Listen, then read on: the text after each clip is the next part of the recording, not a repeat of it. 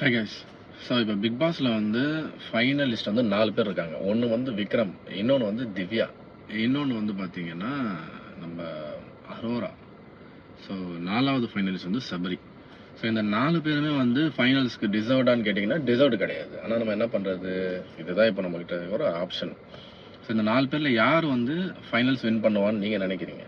So நான் என்ன நினைக்கிறேன் அப்படின்னா, இந்த 4 பேரை கம்பேர் பண்ணும்போது மேபி திவ்யா இல்லை சபரி, இவங்க 2 பேரில் ஒரு ஆள் வந்து ஃபைனலிஸ்ட்டாக இருக்க வாய்ப்பு இருக்குது. பட் ஸ்டில் ஓட்டிங் எப்படி வேணால் மாறலாம். இப்போதைக்கு ஓட்டிங்கில் வந்து திவ்யா தான் டாப்பில் இருக்காங்க அன்அஃபிஷியல் ஓட்டிங்கில். செகண்ட் வந்து சபரி இருக்கார். பட் ஸ்டில் ஓட்டிங் எப்படி வேணால் சேஞ்ச் ஆகலாம். மேபி அரோரா வின் பண்ண கூட வாய்ப்பு இருக்குது. ஸோ எனிவேஸ் வினோத் இருந்திருந்தா ஸோ அவர் தான் வந்து டாப்பில் வந்திருப்பார். அவர் தான் டைட்டில் வின்னர் நம்ம எல்லாம் நினச்சிட்டு இருந்தோம். பட் ஸ்டில் அன்ஃபார்ச்சுனேட்லாம் அவர் வெளியேற சுச்சுவேஷன் வந்துருச்சு. அந்த மணி டாஸ்கில் வந்து அவர் 18 lakhs எடுத்துகிட்டு அவர் போயிட்டார்.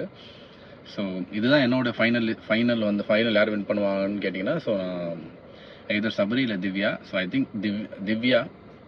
ஸோ உங்கள் சைடில் வந்து நீங்கள் என்ன யார் வருவான்னு நீங்கள் நினைக்கிறீங்களோ கமெண்ட்டில் வந்து உங்களுடைய கருத்துக்களை பதிவு பண்ணுங்கள். பாய்.